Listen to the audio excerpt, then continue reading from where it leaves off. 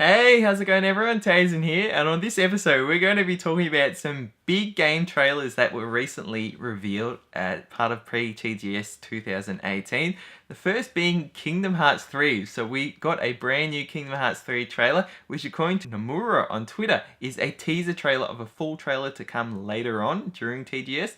This was a Big Hero 6 trailer where we got some more footage on the Big Hero 6 world. We previously had only seen just an artwork of that. So we've got some information, or footage I should say, on the world, the characters from the Big Hero 6 universe, some Keyblade transformations which looked awesome, seeing some gameplay in that world and seeing Sora's Keyblade transformations in it, as well as some more footage cutscene wise on some of the Organization 13 members. One brief footage included Aqua at the very end of it, but there was one that really got me, and it was a brief snippet of a brand new, or I should say a newly revealed true Organization 13 member.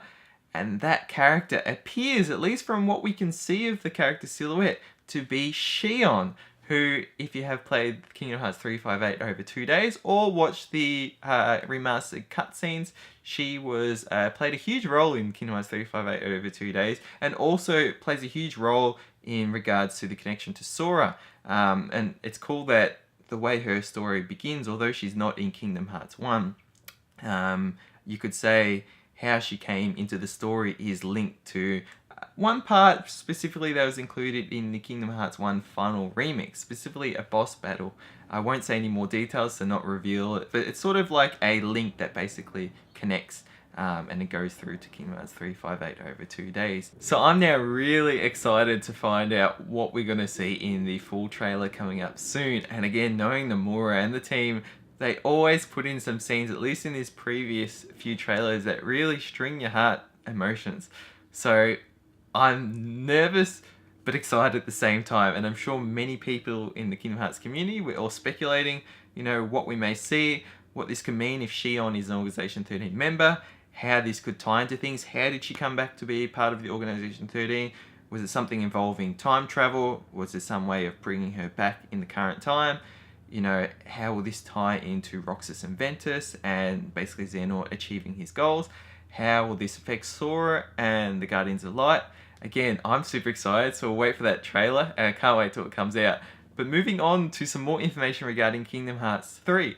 We got an announcement that there will be a Kingdom Hearts VR experience, which will soon be able to be downloaded. And what this is, it basically just showed some snippets that basically in various settings throughout the Kingdom Hearts universe, you'll be able to play as Sora in first person. It looked awesome. They just showed a brief snippet of first person with the Keyblade attacking Heartless throughout various different settings.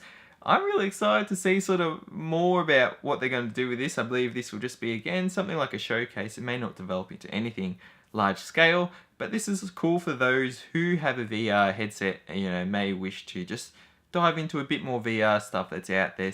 For example, like The Last Guardian got its own also VR showcase. Because again, VR on the PS4 at the moment is quite a... You could say that the VR on PlayStation 4 at the moment is not selling too fantastically. So this may just be something with Kingdom Hearts 3 coming out. It may be a way to at least tease some people to getting into a VR. Not that being the sole reason to buy a VR, but maybe something that sort of adds on to a collective set of games and experiences that may be enough to push someone over to get a VR, specifically if the VR is on special. Now moving on, we got a brand new trailer for another game that was revealed back in 2016 by Psy Games, and that is currently tentatively titled as Project Awakening. So this is a fantasy action RPG. In 2016 they revealed this is their first large-scale console game, and alongside it they released a sort of like story cinematic segment, I should say. It was a trailer of a girl, a mage-like character, falling from the sky, and then at the end of it they showed looking downwards, this awesome city in clouds with dragons flying around it. That's really cool. I had not seen this trailer until seeing the current trailer that was recently released, and that was a cinematic gameplay and story trailer that was reviewed. I should say it's vague on story and gameplay, but it was cinematic overall, showing a character fighting a dragon-like four-legged beast.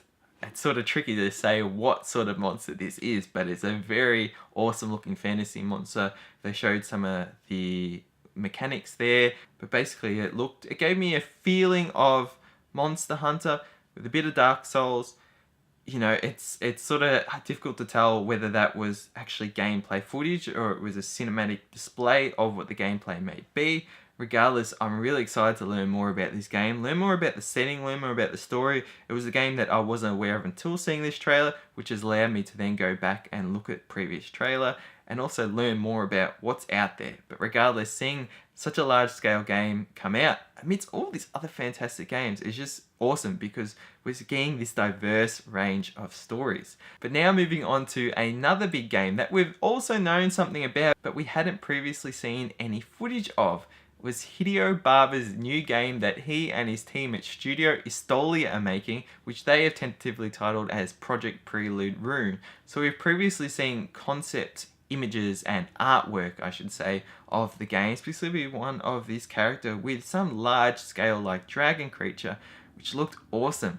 But now we've gotten a really snippet, I should say, teaser of this game, showcasing various settings throughout the world. Two in particular, one being an outdoor mountainous region through a forest, another being a nighttime deep forest setting, which looked awesome with the particle effects around it. They showed this trailer with a character. We're not sure if this is the main character, one of the supporting characters, or if this character is just used to show the setting of what they revealed in the teaser. I believe this is obviously an important character. But one thing to really talk about is the cel-shaded-esque like graphics that they're creating this game with. It looks incredible. It looks like something to me that will age very well.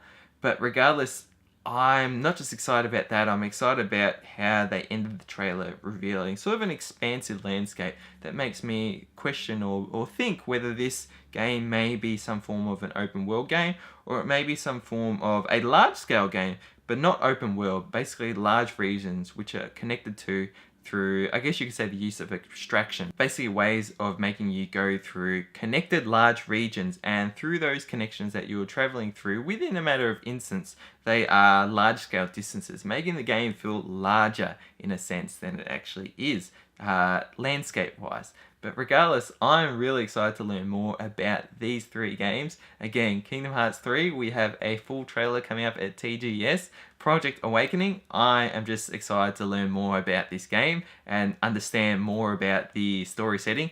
And the same goes for Project Prelude Rune. You know, just having Hideo Barba, having left, being one of the helms at the Tales of series and having left to join Square Enix and have his own studio where he's making this game. I'm interested to see what they can produce, and again, I have always been interested in this game just by the concept artwork that we've seen previously, being this high fantasy setting, and I'm also interested to see the gameplay, how they will do that. Anyways, I'll leave it at that. Let me know your thoughts below. Are you excited for these three games or any of these three? And let me know your thoughts otherwise. Anyways, thanks so much for watching. Hope you all enjoyed, and until next video, stay spot on.